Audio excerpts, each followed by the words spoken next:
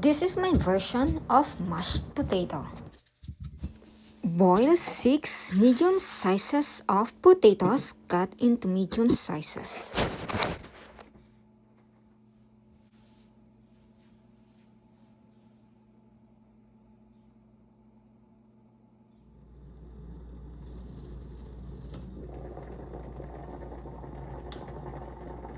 Perfect.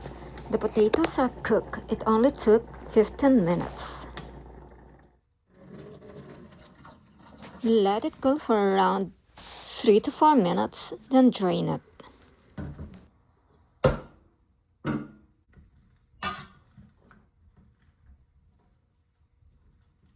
Mash and add butter together with the other spices like pepper. I will be using garlic salt.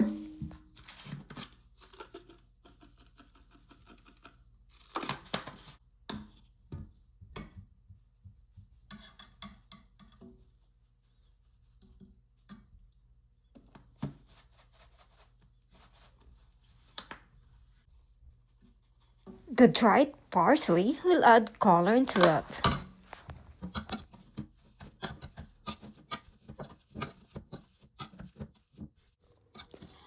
Combine them all together.